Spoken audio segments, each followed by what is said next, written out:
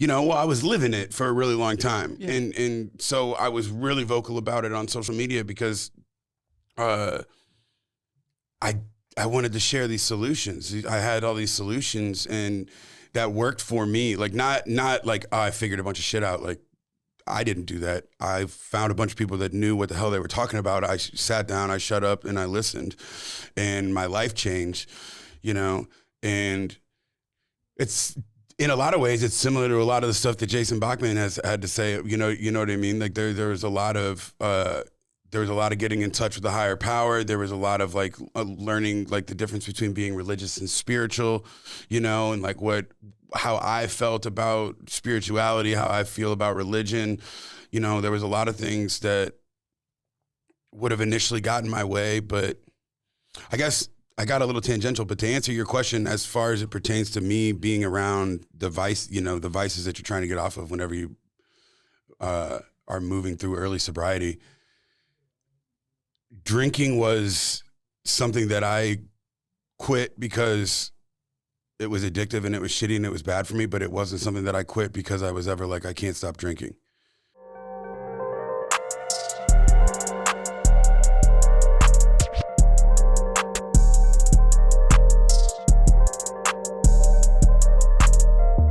Welcome back to the STL Bucket List Show. This is a milestone episode here with my wife today, episode 20. Guys, thank you so much for the support. We couldn't do this without you. Of course, I'm your host, Luca Farrell. I'm Marissa Farrell, your other host. And this podcast is presented by the Regional Arts Commission.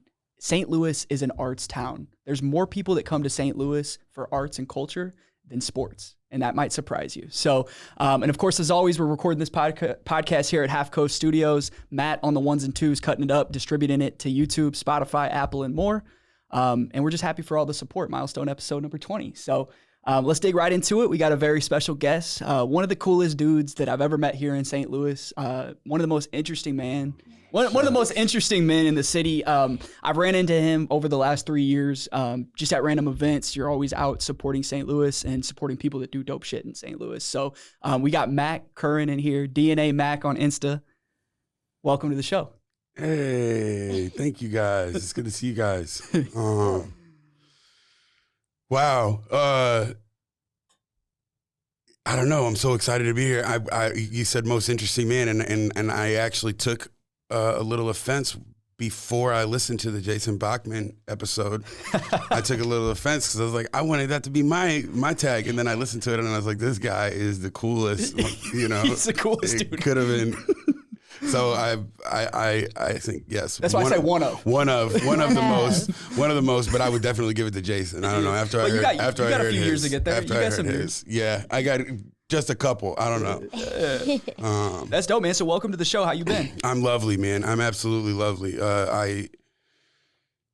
It's nice enough outside that I can wear a jean jacket in the summer and not die. So you know what I mean? The other day, I had my jean jacket on. I'm like, hey. I can't believe it. In St. Louis, that's a big deal. We could talk about the weather for a whole episode, but everything's great. This was a cool way to get out of the office today. And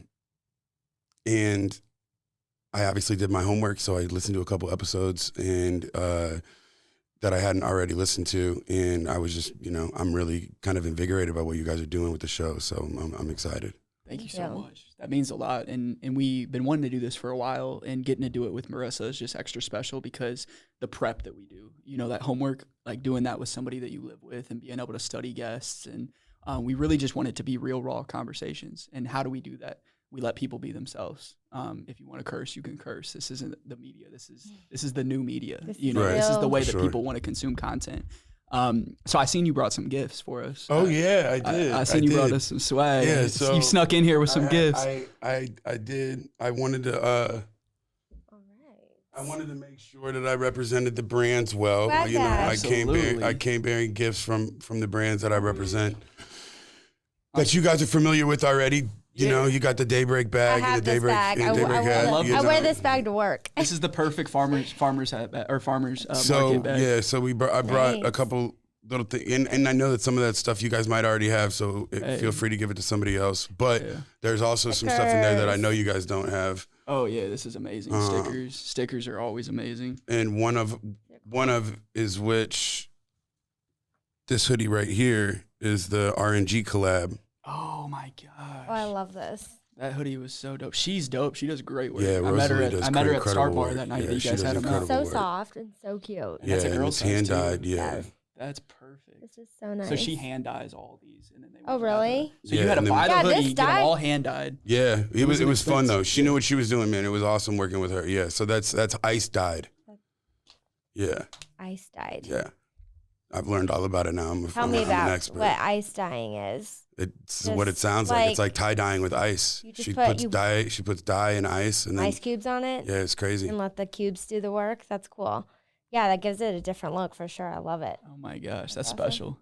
Well, thank Cool. you. Let's put this swag out here. So it can Yeah, and then we Love brought, and it. then we got you guys love the a Kind tee. Goods Pride shirts. I love these.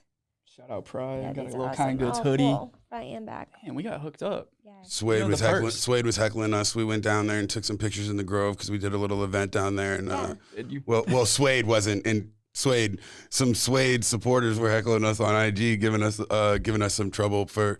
They were down there. They commented under the Instagram post of us in the Grove. They were like, they were down there buying In their territory. cheaper product. They were down there buying cheaper product from Suede. That's why they were down in the Grove. I was dying, man. It's all love in the community. oh, though, big time. always. It was super funny, man. When you guys all get loved together, it. I just noticed that it's not in business. It's a competition, but at the end of the day, it's if we can all work together to educate people in the city. So, let's get into it, man. Let's tell a little bit about you. Who is Mac? Tell us Upbringing. about upbringing. Tell us about your life.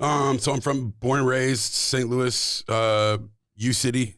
I was born in '86, so I'm 36, and I graduated from U City High School.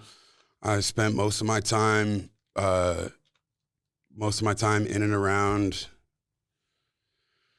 Yeah, in and around even all the social scenes that I spent time throughout middle school, throughout high school, were all, whether it was in the county or whether it was city kids. I was always in and around U City. I spent a lot of time in the Delmar Loop. I spent a lot of time in Clayton. I spent a lot of time downtown, and then I had a lot of friends in like Kirkwood, Webster area. But I didn't really spend much time much further out than that, right? So I consider myself a pretty true city kid growing up. I partied a lot, and I mean, if we're gonna get right into it, you know what I mean. Yeah. I partied a lot. I partied a lot whenever I was a kid, coming up, and that was a big part of my story, and I'm sure a big part of what's led me to be in positions like today. You know, to be able to talk about this stuff on, on podcasts and with friends and stuff. But I basically partied my way through high school, partied my way through college, failed in and out of college. I did the Mizzou thing, the Como thing for a while. I was out there for a while in Mizzou, partying, drug dealing, wheeling and dealing, and made my way back to St. Louis kind of with my tail between my legs from having whimpered my way through pretending to be in college for all these years while I was really just kind of, selling drugs and partying and stuff and drinking and drugging. And I got back to St. Louis and I got really involved in the bar and nightlife scene and the club scene. And I kind of had this reputation that I took from Mizzou to back to St. Louis of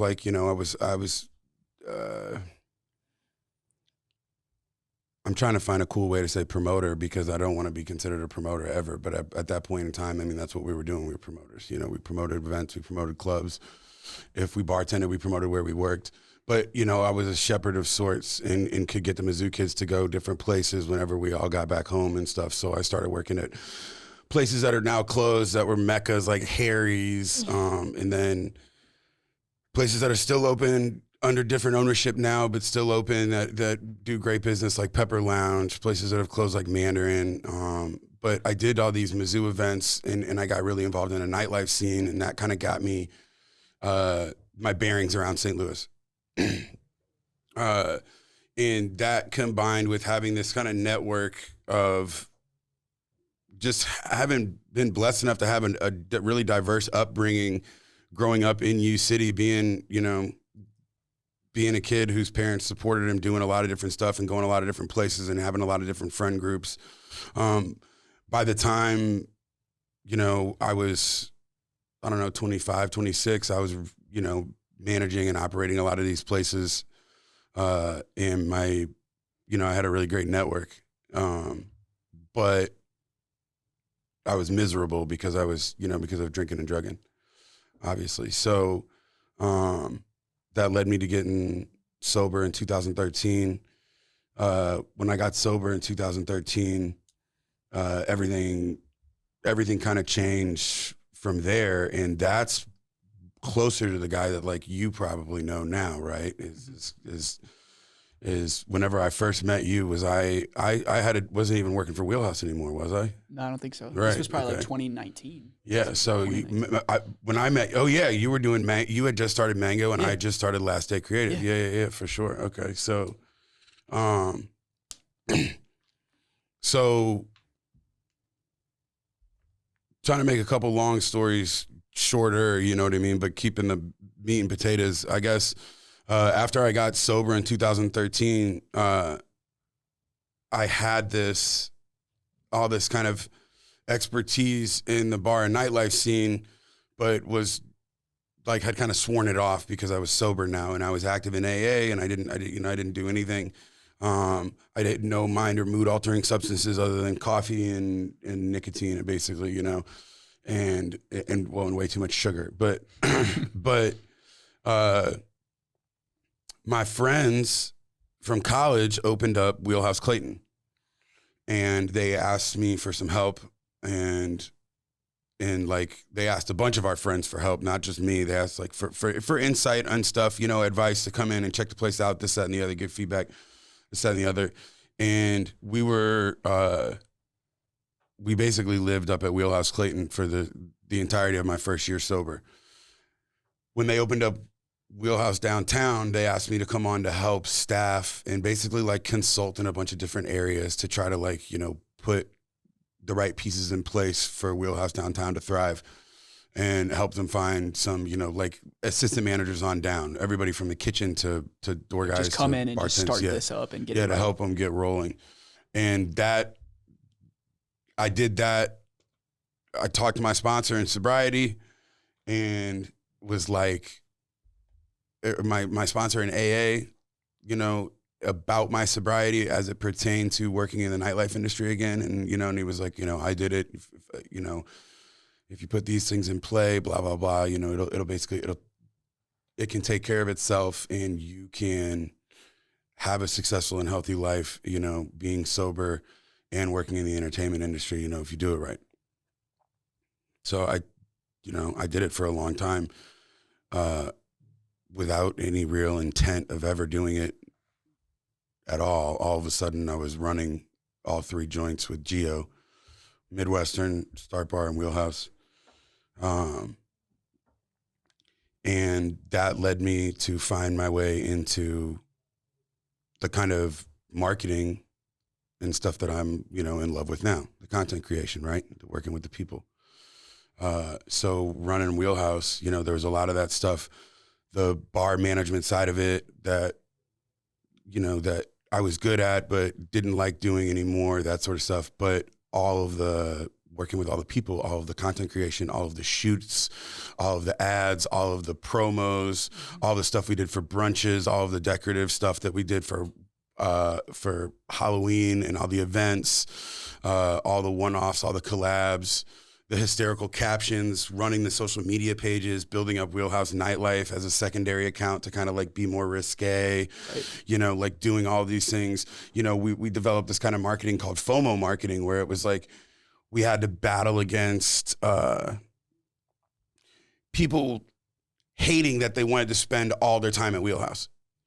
So we had to try to make it okay that they were going to be there Friday night, then Saturday brunch, then Saturday night, then Sunday brunch, because we wanted to make it different enough and cool enough. So if they weren't there, we wanted them to look at the story and be like, fuck. Like we wanted them to go to we wanted them to go to Dallas and then look at the story and then be like, damn, we should be in St. Louis. Like they're getting ratcheted fucking wheelhouse. And you know what I mean? They still do it to this day. They still do those same things that you brought in. We called it FOMO marketing. And, I love that. And we wanted everybody to worry that if they didn't go to Wheelhouse on any given night, that they were going to miss out on the best night in St. Louis. And we just couldn't worry about competing with anybody else because for quite a while, there wasn't anybody else to compete with. Yeah. You know, Ballparker's going to do what Ballparker's going to do. Tim Roof is going to do what Tim Roof is going to do. But like, nobody was really doing anything outside of what Spruce Street was doing other than Ballpark Village, and Tin Roof was kind of part of Spruce Street. Right. Yeah. You know? Right across, right. So I've totally got tangential here, but that led me into that marketing, you know, that marketing arm that I love so much doing that. So then I started Last Day Creative, you know, didn't want to work in the nightlife and entertainment industry anymore and started Last Day Creative. And in the process, linked up with my friends, Kyle Lenzen and Drew Lammert that own LSL Cannabis. And they were looking for a marketing director, and they came to me and we hit it off, and then we've been rocking ever since. How'd you come up with your name for your marketing company? Last Day Creative? Yeah. Like what? It was the last day. Well, it kind of backfired because I'm working for somebody else now, but it was the last day I was going to work for anybody but me. I love that. Yeah. So, yeah, there was a lot of different symbolisms and stuff that I wanted to do with names, but that one worked out the best. It also had a little something to do with the, you know, a promise that I made to a friend of mine who died from an overdose, oddly enough, that now that you brought it up. But the idea behind it was supposed to be starting the LLC is the last day that I worked for somebody other than myself. Yeah. And that's special, like when you have a special meaning to that name. So tell me about that transition from, you know, being sober and then going back into working into the nightlife industry, because like anytime like I've done anything where I'm trying not to drink or I'm trying not to do something, the best thing for me is to distance myself from those spaces. And I'm not saying like I'm a big peer pressure person, but it's just natural if you're at a club and you see people there and you know everybody. Everybody's for sure. like, oh, let's buy a shot. Oh, let's buy. And they probably didn't know. I mean, did you make it vocal? Like, or did you have? Oh, yeah. And I don't think that I would have been able to, well, I was really, really lucky and really, really blessed with the support system that I had. When I went to treatment, I told some really close friends of mine, hey, like, get the news out there. Like, whenever I come back, I'm going to be sober. I still want to see everybody. I love everybody, but I'm not drinking, whatever. I had this whole, like, web of people when I came back where, like I said, I was hanging out at Wheelhouse Clayton, but, like, if I pretended to take a shot, an alarm would go off and half the city would shut down type of shit. You know what I mean? Like, there was this whole network of people that were looking out for me because they were moved by the story and because they knew me beforehand and they saw the changes and they saw the physical changes and they saw that, you know, I was also like really, really vocal about it on social media for a really long time. You know, well, I was living it for a really long time. Yeah. And so I was really vocal about it on social media because I wanted to share these solutions. I had all these solutions and that worked for me. Like not like, oh, I figured a bunch of shit out. Like, I didn't do that. I found a bunch of people that knew what the hell they were talking about. I sat down, I shut up, and I listened, and my life changed, you know. And it's, in a lot of ways, it's similar to a lot of the stuff that Jason Bachman has had to say. You know what I mean? Like there was a lot of getting in touch with the higher power. There was a lot of like learning like the difference between being religious and spiritual, you know, and like how I felt about spirituality, how I feel about religion. You know, there was a lot of things that would have initially gotten my way, but I guess I got a little tangential. But to answer your question, as far as it pertains to me being around the vices that you're trying to get off of whenever you are moving through early sobriety,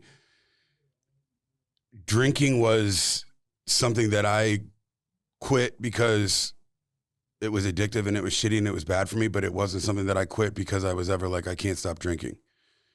Now I quit Xanax and Oxy and dope, you know what I mean? Like there were things that I was using on a day-to-day basis, you know, way more than alcohol. You know, I was taking 14 to 16 2 milligram Xanax bars a day, you know, and banging 80 milligram Oxy OCs, snorting 80 milligram Oxy OCs, like, you know, OCs, OPs, Roxys, all we ran the gambit, you know, for a long time. And that was what, you know, yeah, it was almost what killed me, but it was also like, I wouldn't have figured out that I was an addict if I hadn't have,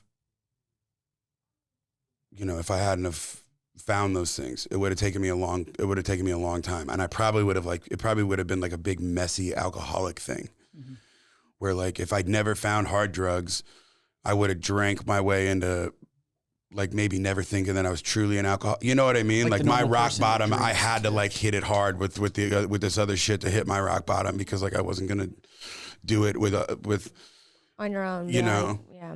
So I'm grateful, you know, I'm grateful that I found that, you know, that way, I guess, you know, like grateful that it led me there because I hit rock bottom at a point in time where I had a lot of really great people around me. You know, I still had a really great relationship with my family. I still had a lot of people looking out for me. So like when I got sober, I had a lot of people that, you know, that kind of took care of me in ways like being supportive of me out being in public and stuff, but knowing that like I wasn't going to be drinking or I was going to cut out early or whatever it was, you know? Right. And that hits home for us, like coming from a family with addiction. Like the one thing is like drinking might not be your addiction, but drinking may lead to something like I'm a firm believer, man, if you're an addict, you're an addict. If you're an alcoholic, you're an alcoholic type of thing. So like, you know what I mean? Like I don't think that I would never pick sniffing glue, but if it's all I had left and I hadn't found recovery, then I would become a glue sniffer. Right. You know what I'm saying? Like if I see like right now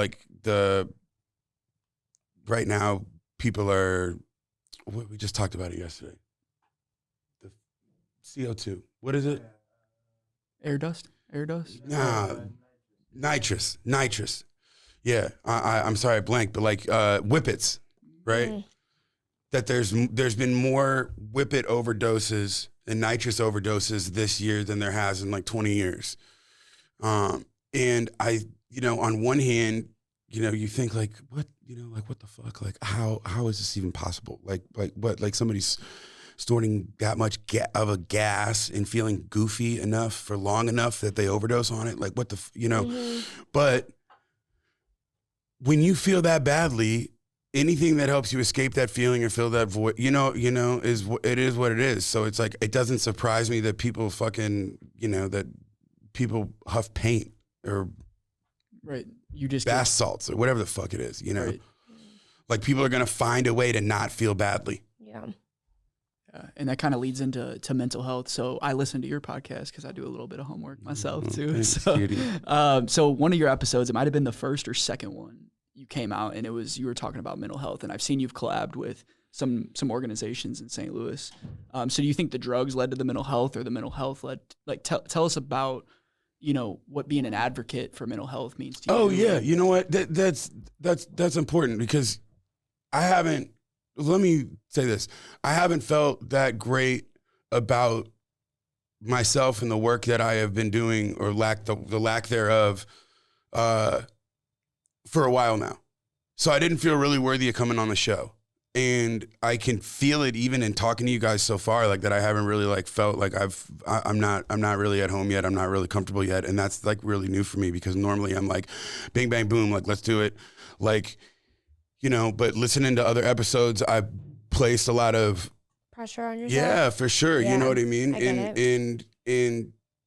But when you said that, it reminded me that the Mo DHSS work just kicked back up again.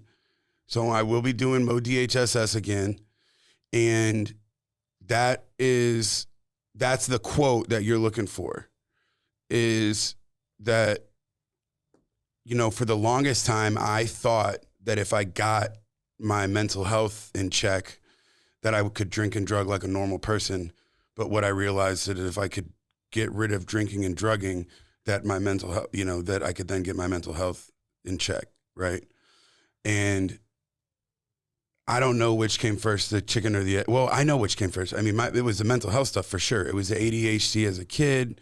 You know, it was generalized anxiety disorder as a kid.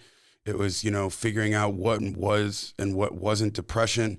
I think that there's a big, you know, right now, everybody thinks they're depressed because like everybody gets sad sometimes, you know? And there's a difference, you know what I mean? And like, I think everybody thinks that they have anxiety, but there's levels to it, you know what I mean? Right, there's difference of being in an uncomfortable situation, you're a little nervous and anxiety, and then there's like that waking up every day, and there's just this like cloud in your chest, and you don't even know why, and you can't breathe right, and you're just well, and if you have anxiety, if you have generalized anxiety disorder, if you have one of these, conditions, you know, right, you're going to want to do something about it. There's like a whole culture of mental health people on social media that have like self-prescribed themselves or self-diagnosed themselves and, you know, talk about all this stuff, but aren't doing anything, you know, about it. And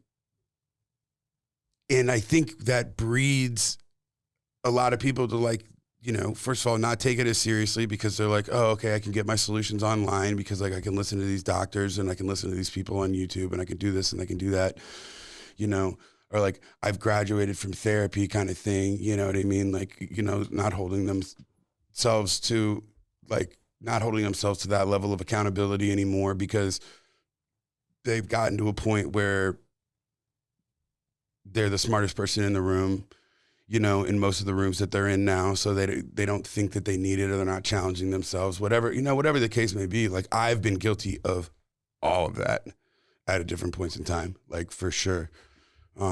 Me more so than anyone I know. I've been guilty of all that stuff. But, you know, as it pertains to, I don't know, as it pertains to mental health, you know, my therapist breaks me down every day. Well, right now it feels like every day. Sorry. Every day that I talk to her right now, which is like twice a week. But my therapist breaks me down, holds me accountable to these things. I think whenever people think that they graduated from it or whenever they think they consume enough of it via podcasts or they think they assume enough of it, you know what I mean? Like Andy Frisell is amazing, but like he can't be your mental health guide, you know? Mark Groves and Connor Beaton are amazing, but technically they shouldn't even really be your mental health. You know what I mean? Like if people are really that serious about mental health, like pay for a therapist. Professional advice. Pay for a therapist. Who knows what, you know? They know what they're doing. They studied it. And they're invested. You're invested. It's like paying a trainer. You know what I mean? Like you're going to take working out more seriously if you pay a trainer, like to somebody that's going to hold you and actually hold you accountable. Like my therapist doesn't let me get away with anything. And it sucks, but I'm a better person for it, you know? And even athletes, like the best athletes have coaches, the best business owners have coaches. Like right. If you want to get serious about something, you need an accountability partner. So accountability partners, you talked about sponsors. Do you still have that same sponsor or have you? No, I haven't been active in AA for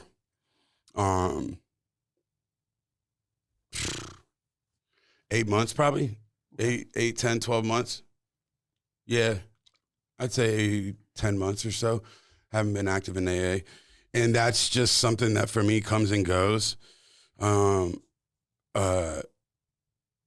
And I'm not hard on myself about it, you know what I mean? But it's something that I definitely would like to be more active in. But that's been a struggle internally too, because I'm very public and very vocal about cannabis usage now. You know, working in the industry and how much it's changed my life for the better. The only thing that has changed my life more than cannabis is sobriety. So it's been difficult because there's a lot of like OGs in AA that believe that you can't be sober and smoke weed. Right. You know, but luckily I've learned enough from the program of Alcoholics Anonymous that, well, first, there are meetings that are open and accepting to it. You know what I mean? Like, they're not going to kick you out. They're just not going to count your sobriety time. Okay. But the lessons, you know, but everything's still available to you. The community is still available to you. Lessons are still available to you. You know, and if you've done it long enough, AA is really just about how to be a better person. You know, just following the steps. And using the tools that you got. Yeah, and more accountability measures. You know what I mean? Like, you have this community of people that you know is doing well, so you want to do well on their behalf. You know, you want to do well, you know, you want to do well for them, but you also want to do well because of them. Like, you want to show up because you know they're going to show up. You know what I'm saying? Like, you show up for the next guy because they showed up for you. You know. And it's a really cool thing to be a part of. Do you find yourself like mentoring other people, whether it be younger people or like just because of the not so much anymore, but yeah, I mean, there was a good long while there where I was doing talks at high schools, and you got one person in here that you're mentoring, so don't cut yourself short. I guess you're right. Well, it feels like he's helping me more than I'm helping him. I'll tell you that much. Tell us about it. What's this all about? Well, my buddy wants to quit drinking. Yeah. You know, and just hit me up about it. And he's in a similar position as I am, as he uses cannabis too. So there's a kind of like a wariness around going to, you know, just like jumping into AA or that sort of thing. You want to figure out. You know, I'm a firm believer that I'm an addict and an alcoholic. Now, the way that cough syrup makes me feel, I understand why I can't have it as an addict and an alcoholic. When I developed a relationship with cannabis again in sobriety, 7 years in or whatever, it's 2013, so 2021. When I first developed a relationship with cannabis again in sobriety, there's never once been a moment where I felt alarmed about what it does for me as it pertains to being an addict or an alcoholic. There's no, I don't come back to it. There's no necessity for it. There's what it helps with my body, like what it regulates, what it brings me, what it does for, you know, what it does for my body physically, what it does for me mentally. It allows me to be more of the person that I'm meant to be, the way that a medicine would, as opposed to allows me to be really good at essentially being all the things that I'm not, or all the things that I don't want to be, or all the things that I'm terrible at, like with alcohol or dope, you know? And it doesn't lead you to another mistake, like where if you took, you know, the Xanax, then you wanted to take, you know, to drink and then balance, like you took all these different drugs at once. Yeah, to try to balance themselves out. Yeah, and to medicate different feelings, and one brings this, one removes this, one takes care of this, one takes care of this, and then they all have side effects that all cancel each other out, you know, until you're a zombie. Mm-hmm. But, you know, as it pertains to your question about working with other people, you know, Jack and my relationship is an interesting one because, you know, because of the cannabis aspect for sure. But also, I think that as far as drinking goes, it was kind of like this. I didn't get in trouble every time I drank, but every time I got in trouble, it was when I was drinking. Right. And my dad says that same quote. Yeah. He's going to listen to that and be like, I says that same. He says the same thing. Yeah. I mean, and that was it. You know, that was a big one for me. And the other one about drinking was always like the stuff that we find to be socially acceptable when you're drinking is stuff that otherwise culturally is fucking taboo as like eating another human, like pissing the bed as a grown ass man, throwing a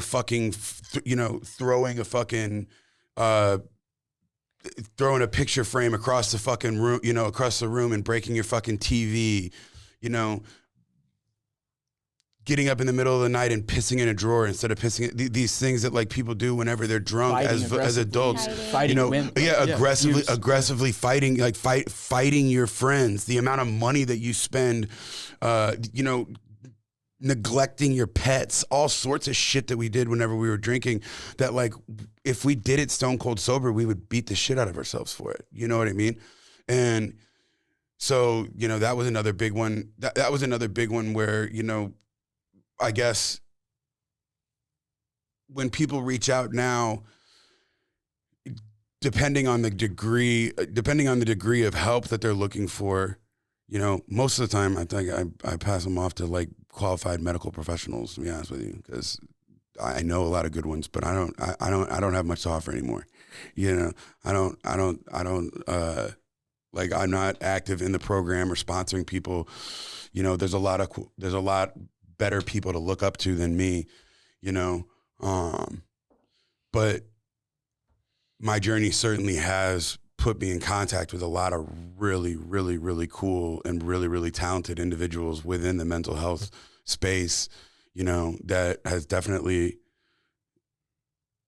that's made me look like a bigger advocate than anything, has been able to like put on for like Kathleen, who like, we did an episode with, like, Kathleen's somebody that I've recommended a lot of friends to in different ways, and she's been a resource to me, as a psychotherapist, but also, as an accountability measure for the show. We had our, you know what I mean? So it's like, I was like, I need to hold the show accountable. Let me put Kathleen on.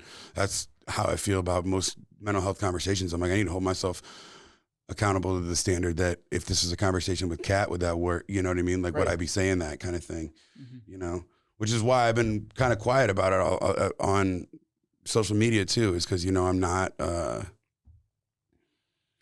once I started this marketing director position, I stopped working on my master's in social work. And I think that I actually had a dream about it last night, and I think I'm going to pick 2 classes back up in the fall. Yeah. But hold yourself accountable. It's on air now, so yeah. Shit. I'm gonna send it to you every day. Yeah, but I have time. I have the time. But there was just a lot of things that I was doing, and right now I feel like a bit of a fraud, a bit of a imposter. I'm struggling with imposter syndrome pretty badly, because when I was doing the podcast, I had I was working with my boys over on the east side. Like I had 4 mentees across the river that I got to see on a regular basis, and before that, like we did do all this stuff with Gateway 180 and develop the Young Professionals Directors Board. Like there was a lot of stuff that I was actively doing. I was really proud of, and I was really happy to talk about.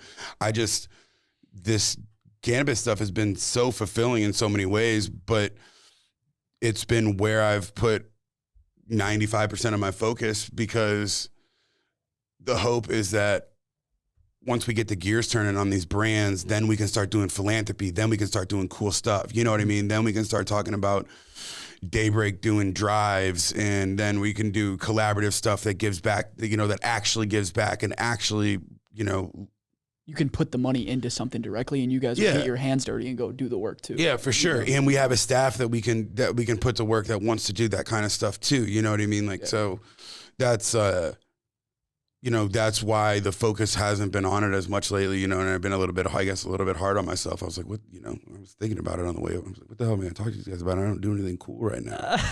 But no, you have a story, and you've been through things, and this is real raw conversations with people in St. Louis, and you've done great work for St. Louis. So never think that just because you're taking a break right now, you have that focus on, once I get this thing right, we're going to have money to do stuff. Because sometimes it takes more than just effort. Like sometimes you need to put some money behind things. Yeah, for sure. Well, and to the extent that we want to do them too, we don't just want to half-ass anything. Yeah, or we can do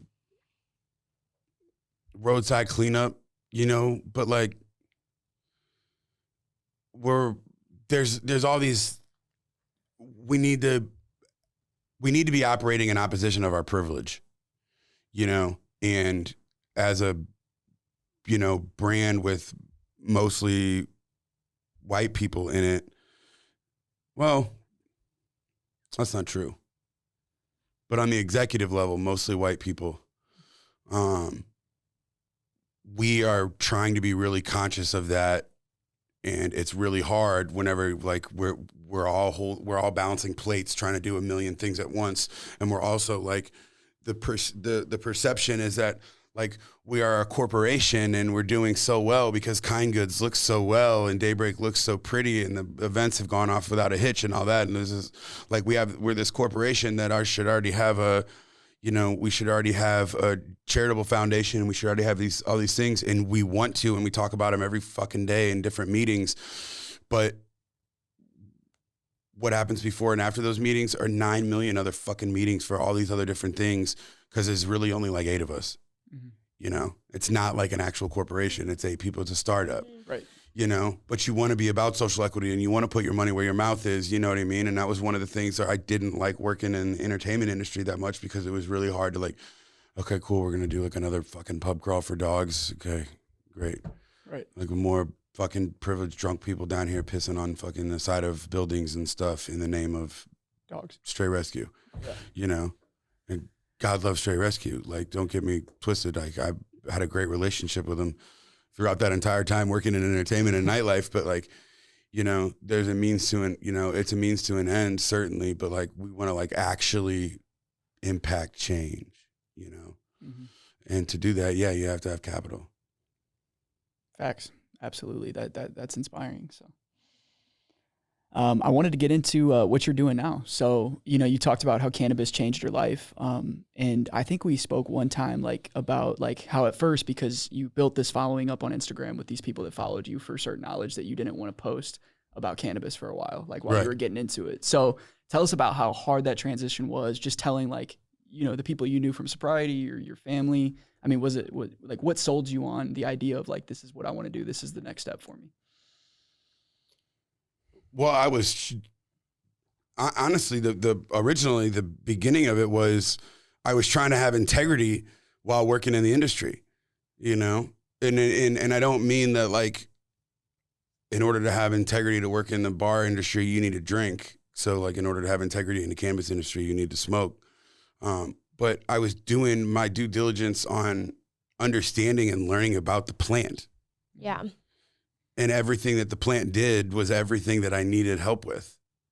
You know, it was like, you know, the right terpene profile could help with sweating and, you know, anxiety, sleep, appetite suppression, appetite stimulation. You know, it was all this, you guys know all this stuff. Yeah. You have to know it by now. You know what I mean? Like, you know, and I'm reading all about it and I'm like, there's no reason why I'm not using this for all of these things that I'm struggling with right now. You know, I take Prozac, I take Abilify for bipolar, I take Prozac, I used to take Wellbutrin, I take Adderall. Now I don't take Wellbutrin anymore. I take way less of everything. I'm kind of nervous about getting off Abilify for bipolar, so I'm not messing with it, but I could probably get off Prozac. I'm just being a baby. But point being, it does help with everything that science that science shows, not that they said, that science shows it does, you know, and it really does help with all that stuff. So I was more or less like, how can I keep studying this shit and do all this magical stuff for everybody and be scared of it because I think that they're going to kick me out of Alcoholics Anonymous, you know? Mm-hmm. And so I did it. I mean, and so I started taking a little edible at a time at home by myself, and I would like journal about it. Or I'd smoke a little dog walker joint, or smoke a half gram of this, or start working my way through like little stuff like seahorse and concentrates and taking little tiny dabs of this and that, like really, really small entry level shit, but over all of it. And then taking notes on how it made me feel. And then I was doing it every day, all day. Mm-hmm. But like that process of you taking those notes because you like wanted to get into it, and like you're probably nervous about doing it at first. You're probably like, should I do this? Should I do that? But like, tell us about that process of just like note journaling, and then that way you can better market the stuff too now. 'Cause now Yeah, you know. for sure. And that was from a marketing standpoint, it was like, you know, yeah, it was like doing field marketing research, you know what I mean? But I didn't think about it like that at the time because I was more like taken aback by how much better everything was, you know what I mean? How much better my sleep was, and, you know, that FOMO marketing, you know, was driven by my real life FOMO all the time. And cannabis for me is a way to, you know, it brings me home and like helps me center myself. You know what I'm saying? So like, you know, almost in a meditative manner where it reminds me that it's not that everything is going to be okay it's that everything is okay now, you know, like it helps me be present more than anything, you know, more than anything on earth. And for me, that's really huge. Cause like, you know, I don't know, like I keep thinking about what Jack sees, and I feel like a fucking like duck right now because I'm like beneath this table, but both my legs are going, for, you know, for no reason. And that's like something that we medicate with cannabis, you know, that restlessness, you know, and there's so many things that I'm hardwired for that cannabis takes care of. And when I'm reading that the body has an endocannabinoid system within it to literally process cannabinoids that you only get from cannabis, and there's a system in your body that's specifically built for it. And this, you know, you start to connect the dots, and it's like, these aren't conspiracy theories that guys are talking about. This is yeah, this is what it is. Yeah. You know? And just the fact that you did the research on that, and just with anything, man, I mean, you know, you're inspiring this new culture in Missouri. So give us like a landscape on Missouri, because this is still new, you know, so people are still kind of developing. I forgot how many med card holders there are now. I think it's like just under 150,000. Well, no, it's just over 150,000 now, I think. Okay. So it's not that many people. No, not at all. So like just kind of educate us just on what's been going on the last couple of years and what you kind of forecast for the future with it. Well, I mean, we're gonna go rec in 6 months. You know. Yeah. There's a way that it's looking. Now, what does that mean? What does that mean for Missouri people? As far as their relationship with me goes, we're about to take over the world.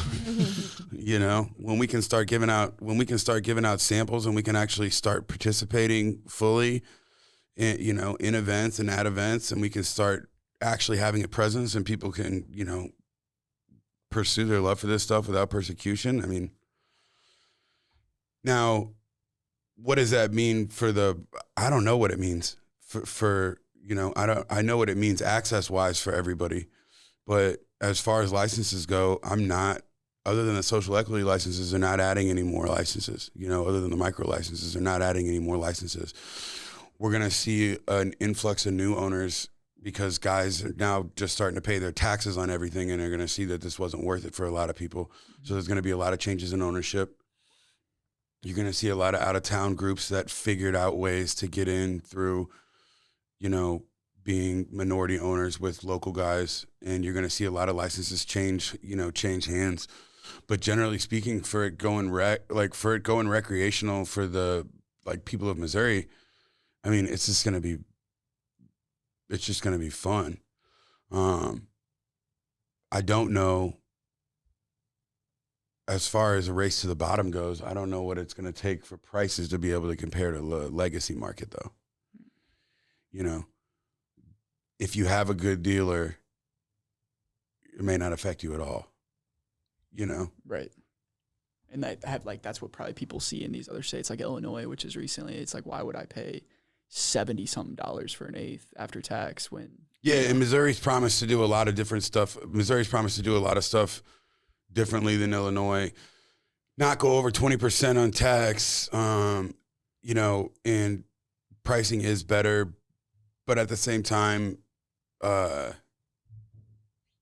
once you start factoring in the true accessibility and the variety and that sort of stuff, I think a lot of people will come around because, like, you've been to Kind Goods. I mean, it's cool. Right. You know, those experiences are cool. Suede is cool. Going into these places is cool. And they do have everything that, you know, that your neighborhood guy doesn't, you know. Mm-hmm. And they have, I mean, my neighborhood guy does. You know what I mean? But but for real,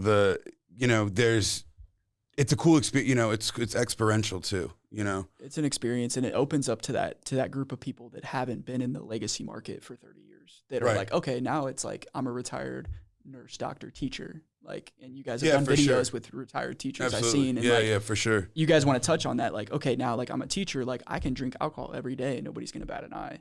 But I'm a retired, you know, whatever it might be, and like you're just sitting there at a party, like with joints, you know, you're like, what? But if it was from down the street, you know, and it's Big just time. easier access, less, like you said, people aren't batting an eye at it. You know, obviously it's not going to be perfect right when it happens. Right, but for sure. It's just, you know, opening it up and allow you guys to like advertise, like on social media, you guys are ghosted. You can't find your accounts unless you type in the whole name. Yeah. Like, you have to type in the whole name. Like we're normally, normally I type in like M and your name. Yeah, pops for up, sure. You know? But for cannabis companies, with Kind you have to Goods, spell it out. It's either underscore right. Yeah. It's and that's with social media. Like they have nothing to do with the state of Missouri. You know, it's just It's all fed. Yeah. It's all fed. So, let's shift it. You know, it's the STL bucket list show. So, we like to talk about some this is what I came here for, man. This is what I came here for, to talk about this great city, man. Yeah, tell us about some of your favorite spots in St. Louis. Food. You know, park, whatever you want to talk about. Just man, where'd we go? Where'd we go yesterday? Stacked STL. Wait, hold on. It's the burger spot down on Ivory. Yeah, did you guys get yeah, it was awesome. You know what I do? A good bridge that you guys are familiar with, because I think you guys posted about it. But the Red Hot Riplet, I couldn't be more proud of the Red Hot Riplet. Collab. Yeah, the Red Hot Riplet edible collab. Yeah, I seen Brock and I think Javen did the artwork on that, or they involved, and like the bags are sick. Yeah, we just got. This is my only shameless plug. We just got our limited supply at all 3 stores. Mm-hmm. So if you have your med card, go to Kind Goods. They drop tomorrow. That stuff's probably like going crazy. Yeah, they sold out everywhere whenever they dropped them. I don't think that I think we have like 20 bags at each store. They'll be gone in the first day. Yeah. So they'll be gone by the time the podcast comes out. Oh yeah, it'll definitely. Whoops. But today's it's all good. Today's the 28th. Hopefully by then we'll have more. Yeah, we'll re-up. Yeah. So no, but Old Vienna, they actually sponsored our wedding. But they donated bags cases to give to people after the wedding. Like we had those the little are our gift wedding bag, favors. and we had Fitz's root beer. I grew up on Red Hots. I was eating Red Hots at like 5 years old. Me too. I love Red Hots. Me too. Such a good chip. What about some like restaurants? Like what are some spots that you go for? Oh man, Fraser's is a go-to for me. Peacemaker is a go-to for me. Where we just go? Lucky Accomplice. We just went to Lucky Accomplice. Lucky Accomplice this gin is in collab with Lucky Accomplice. It's got the little logo on there. With 4 hands, yeah. Shout out to Charlie. Yeah, I heard that we haven't been there yet, but I heard. Shout out to G, to Giles. Yeah, they're it's incredible. Where is it? Where's it located? What's that considered? Fox Park. Okay. Yeah, Fox Park, and then obviously Sydney Street, and then Grace. Yeah. Grace is a guarantee. Big seafood Gramophone guy. is Peacemakers. Gramophone is a guarantee. I'm bummed Cafe Natasha just closed. I know. That was one of my faves. Right I love Mediterranean. They opened up. Some of the same owners opened a different style restaurant, not the same food, but same bar program, and then same different owner. Yeah, like maybe her daughter. The daughter. So I'm sure there'll be some of it, but that food was. It was so good. Oh my We had a great time there. Yeah, food's like our big thing. Like we go out on dates. We continue to go on dates. Like parks, Forest Park's great. Tower Grove Park's great. I used to live. When I moved back from St. Louis, when I moved back from Como, I lived at Grand and Arsenal for six or so years. Then I lived in U City for a hot minute, and then I lived downtown for another 6 or so years, and now I live back in U City. But living down there on South Grand was amazing, you know, like being walking distance from King and I, and you know, and taste of the whole world. Yeah, for sure. Literally can taste. And same thing you said. You said he's got, you know. Yeah, for sure. I'm down, and I'm down on that end. I'm down there on that end of Olive too. It's actually really great. I pop over to get wontons on a regular basis. So, and they're putting a Costco back there, so my property value's going up. Yeah. Hey. Shout out to the market. Get a Costco in town. The world goes crazy. Costco, The world goes. Yeah. Oh my gosh, People love Costco. Your family loves. Market's going up for sure. Yeah.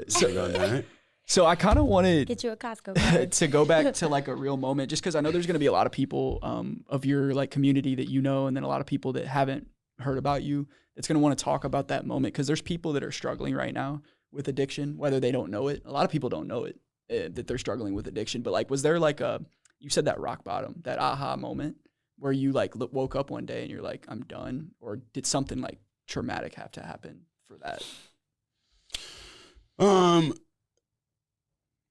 Well, I had a lot of rock bottoms. You know, it was a rocky way down to the bottom. You know, I had there was a lot of different times. But I got to a point where I had a coming to the light moment. I had an aha moment, you know, where I figured out, you know, okay, if I was going to change everything, what did I have to change? What was the thing that I had to change first? And I had that like, oh shit, like, what's the first thing you do when you wake up? Get high. And then what's the first thing you do when you wake up from being high? Figure out how to get high again. And it was like, I didn't have to change where I worked. I didn't have to change who I was hanging around. I didn't have to change, like I had to figure out how to change that first, you know? And that led me to try to manage my addiction by getting off certain things and keeping other stuff around, right?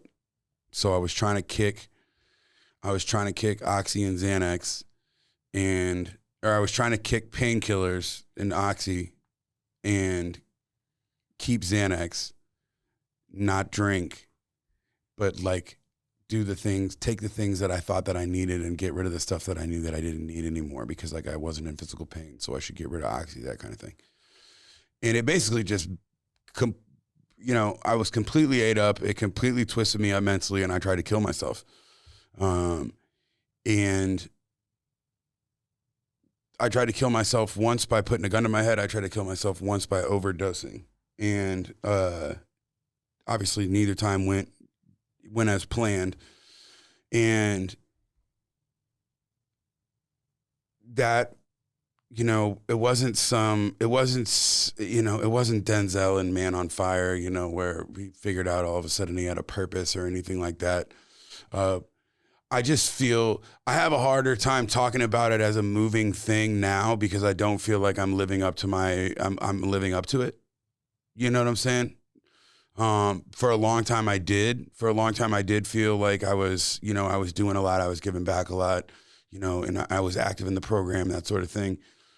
So I don't feel as authentic in sharing about it as much now, you know what I'm saying? But it is good to be brought back to it, because you know, I did try to kill myself to escape having to get sober, and I did figure out that if I got rid of the drugs and alcohol, that it made literally everything else under the sun easier, you know? But like, I just didn't realize how unsavory of a life I was living because of drugs and alcohol, you know? Just the manner in which you interact with the people that you love, the way that you shortchange interactions, and the way that you like neglect and disrespect people, you know, unintentionally, subconsciously, you know, passively.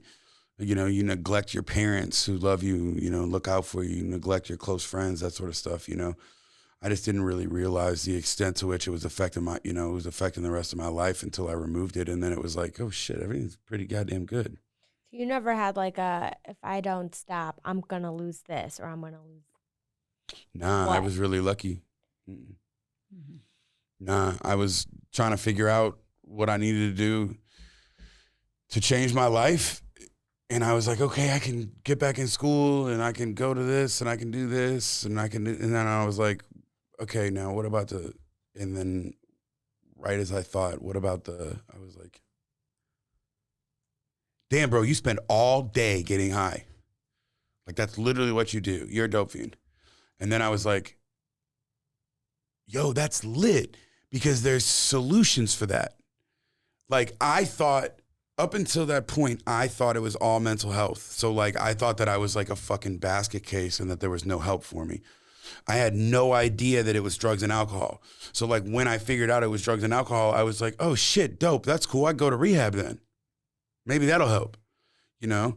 Like, I didn't know that there was stuff, like, I didn't know. I really thought that, like, going to therapy and all that stuff was going to, like, save me, but I was, like, lying to all my therapists. I wasn't telling them the facts. I wasn't telling them what was really going on. You know what I mean? And it's like, if you don't keep it 100 with them, then it doesn't work. You're not going to get the 100 help that you need. You know? Yeah. And that's just with anything in life, you know. It's just, you have to be honest with yourself first. And like Marissa mentioned, like, you didn't have like that fear of loss. So like, whether it be like partner or parents were gonna get rid, you know. Oh, I definitely lost a partner in the process. You know, she's now one of my best friends to this day. You know. Okay. Yeah, but I definitely lost a partner of a long time. You know, lost a lot of friends, lost a lot of jobs, lost a lot of money, tons of money. I wish I could get all the money back, man. You sell them shoes. I lost a lot of shoes too. Did you? Yeah. I was about to ask you how you afforded all those shoes. Yeah. I have no idea. My dad. Your dad. Well, Mac, I mean, man, that was a deep episode, you know. Do you have anything else for him? What advice would you give to someone who's struggling or wanting to, you know, better themselves? I think that asking somebody for help is a big one. Is really what you need to do, because you will be so surprised at how quickly you can find your people, you know, if you just ask for help. Mm-hmm. It may not be the person that you ask, but it may, you know, but beginning the process, you know, with AA, they call it the 500-pound phone. Just make that first call, pick that phone up and make the first call, kind of, you know? Yeah. Right. Because like once I reached out and somebody told me that it was going to be okay and like that they were going to be there, like then that was a very bizarre thing for me. Not like I'd been neglected and my parents didn't tell me it was going to be, but to have somebody that like didn't have any other reason to tell me, you know what I mean? It didn't have any skin in the game, but then to tell me it was, you know, was really helpful for me. So I would say reach out. That's the biggest one, for sure. Yeah, reach out for help. People want to help people. And that's one thing, you know, all the stuff on the news you hear about these people hating these people and this people, like people really just want to help. You know, when you go out in public, like people are willing to help. And I've been seeing that more and more through the pandemic. Like people have just been, you know, if people have resources, they've been doing stuff for other people and vice versa. When they get resources, like at the end of the day, not everybody's bad. Right. You know, very few people are actually bad people. So asking for help is the first step, and we'll drop some resources. So, you know, other than that, Mac, just tell people, you know, how they can support the brands, how they can support you. I know you used to post a lot of really cool stuff on Instagram with some deep captions, but you know, I don't know if that's coming back. So. I've been backing off a little bit, man. I've been back. Writing has been hard. Yeah. Writing is, you know, I've been having a writer's block, but I keep everybody up to date on everything that we're doing professionally via my own page. If you guys are interested in following that, it's DNA_Mac 300. I think it's DNA.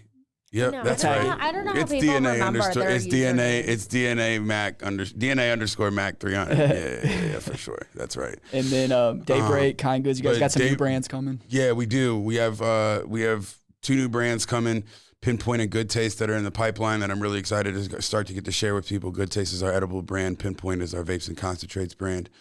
Daybreak is our flower brand, as you guys know, and Kind Goods is the retail brand. All of those can be found by searching. Their Instagram handles are their names. Kind Goods is the Kind Goods. Daybreak is Daybreak Cannabis. But But yeah, we're having we really are. We're having a lot of fun in the cannabis space, not just LSL, but like everybody, you know, like there's been a lot more unity and community lately. People are really getting to know each other. So I'm really excited for it to go rec. So like I can really start, instead of like pulling all your teeth to try to get med cards, I can actually just start like throwing parties for everybody and like getting back to it. Yeah. Really getting back to the parties. Exactly. What I'm best at. What you're best at. So guys, tap in with Mac. I mean, this was an inspiring episode. If you guys want any of that information, we're going to drop the links below. And thank you for tuning into episode 20. This was something special. Marissa, myself, just can't thank you guys enough for listening. And if you're still here, as always, the podcast here is sponsored by Half Coast Studios. They record it, they edit it, and they put it on all platforms, along with my friends over at the Regional Arts Commission, which is the largest independent funder of the arts in St. Louis. Guys, St. Louis is an arts town. So if you guys go out and support your local places and support St. Louis.